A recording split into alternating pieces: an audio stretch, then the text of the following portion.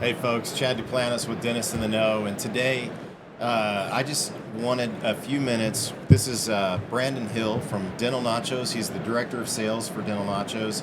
And as we started this Facebook journey, one of our biggest supporters in the social media business was Dental Nachos and Dentist Job Connect, and really big fan of Paul Goodman and what he's created over there. So, Branden, tell us a little bit about how long you've been with Dental Nachos. Sure. And thanks for having me, Chad. I really appreciate Thanks for it. being here, buddy. I love everything that you do and everything Thank that Dinks does. So, yeah, I've been there about 5 years now. Okay. Very close. If actually in a couple weeks it'll be 5 years. That is awesome, and I'm sure you've seen a lot of growth. Do you remember where y'all were as far as members when you started? I want to say I think the talk around that time was, wow, we're past 10,000 members. Okay.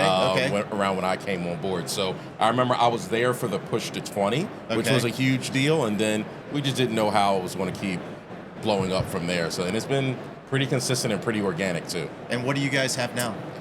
55,000, give or take, Oh in the my Facebook gosh. group. Yeah. 55,000 members in the Facebook group, which is virtually unheard of.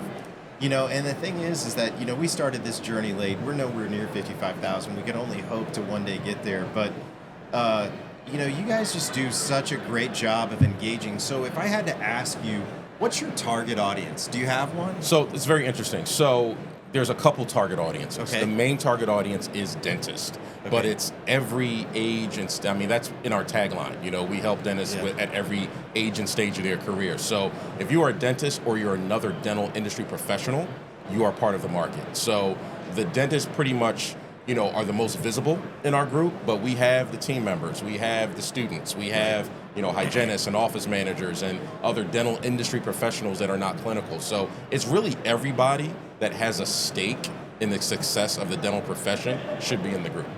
And that's we're the same way too. And so, here we are at Chicago Midwinter, and we run into you, and it's funny because as you walk through this meeting, there's so many people and they're trying to sell you something. And Absolutely. Here, you and I are here, and I'm like, hey, come to our booth because we're not selling you a damn thing. Right. But one of the biggest things is people come over and it says Dentist in the Know, and you guys are Dental Nachos, we're Dentist in the Know, and the only reason we're called Dentist in the Know is because the three of us happen to be dentists. Right. But we're open to everybody too, and that's what I love about what Paul did in the creation of his group. And there's not one person out there in dentistry that does not know who Paul Goodman is. If they don't, then they live under a rock. But one of the things that I want to ask you about is that you notice each group kind of has their focus. Correct. And I know that Paul's open to everybody, but what would you say his biggest or y'all's biggest advocacy to your group is? So it changes because I think when Dental Nachos first started, a lot of what Paul, who also, taught residents, Sure. And had, I think a pretty good cachet with the dental students and residents. Right. So I think in the beginning, that was a big chunk of the group. And I think in the beginning, it got known as a group for dental students, residents, and very young dentists. Yeah. We even had some funny acronyms around that. Baby age dentist is a bad, Yeah, BAD, right? So, but as people are getting older, these same people who came in as residents, students, and young dentists are now buying practices or maybe even hiring associates. We even know some of them that have retired from dentistry since that time because they went into other things. So I would say our avatar, if you will, is a younger-ish dentist. And when I say younger-ish, I mean 50 below. Right. Who either is someone who owns a practice looking to expand or someone who is an associate looking to get into practice ownership.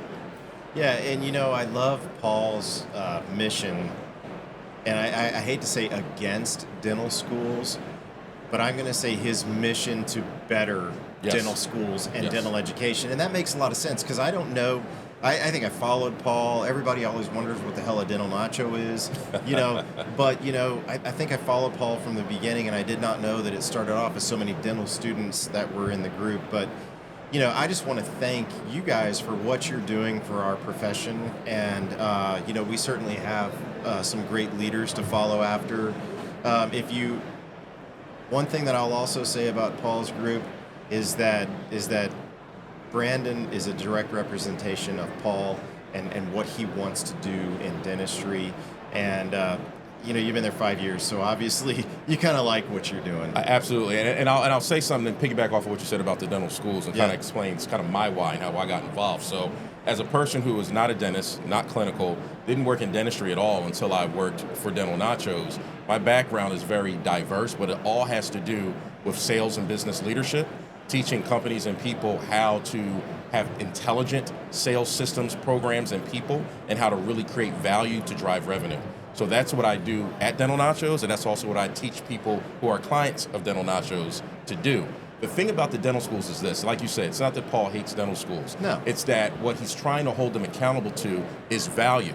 If prices are going up, but value is not, that's bad business. Yep. When I talk to dentists and, like me being a sales professional, a lot of dentists, sales is a scary word. I'm not a salesperson, I'm a dentist, right? Yep, I'm a clinician. What I try to teach them is this: good business and good sales just means that your client got more value than you did from the money that you received. So you sell somebody a $60,000 full mouth rehab, sounds like a lot of money until you see the value that means for that patient's life. Absolutely. And that's how we look at the dental schools. It's not that dental schools are the enemy. If you're going to keep raising your tuition but giving less training, less skills, that's a problem. Great segue into, I just want to say that creating value, if you create value, in addition to what you said, that patient is more willing to pay or find a way to pay for that $60,000 treatment plan. So, never sell yourself short. Just always continue to create value. And Dental Nachos has done a great job in doing that. So, as we close, I only wanted to keep Branden for a few minutes, but Branden and I are both big-time sports fans. I'm more college, he's more pro. But we are going to place a friendly $5 bet right now. Okay. And the bet is... Okay, 2 bets. Let's do 2 bets. Okay. All right. So the first $5 bets, who's going to make it further in the playoffs next year, the Cowboys or the Eagles? Eagles. Okay, I'm going Cowboys. All right, Okay. We knew that answer. Easy. Now, with that being said, this one's going to take a little bit more patience to think this one through. Who is going to win, or who's going to play in the Super Bowl next year? Pick your NFC and your AFC team. And $5, okay, so if you pick 2 of them, that would be worth $10. If you pick one of them, it's $5. So who's going to be in the Super Bowl representing each conference next year? Yeah. Well, we know it's not going to be the Cowboys. I'd probably have to agree. And it's also not going to be the 49ers because, Super Bowl loser hangover. They're going to have some faltering next year. So it really only leaves one team. The Eagles. The Eagles. Yeah, okay. I'm going to go out on a limb and say the Eagles are going to be in the Super Bowl. Let's go AFC. AFC? I think, and I know there's conspiracy theorists in the NFL about it being rigged and planned and all that. I think there will be a push by the league and the referees to give Patrick Mahomes and Andy Reid an opportunity to three-peat.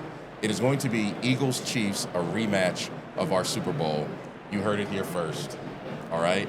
I don't think that's a bad deal, but I would say that the Chiefs could start off 5-11, and that would be the end of the season. But the Chiefs could 5-5. start off They'll 5-5, still make and they'll it. still make it to the Yes. Super Bowl. Yes. So I am going to agree with the Chiefs. For the NFC, I think that I'm down to 2. As much as I hate to say it, I think it's going to be the 49ers and the Chiefs. I think the again. 49ers can make it back. I think they can make it back. Okay. I really like the youngness of their quarterback, and I think that provides a great lesson in dentistry that you don't need to be the best in your class to be the best at what you do. And, that kid is pretty freaking fantastic for who he is. But let's see what happens, man. See what happens. All right, bud. Great as always. Great talking to you. Thank Thanks, you. Branden. Thanks, everybody.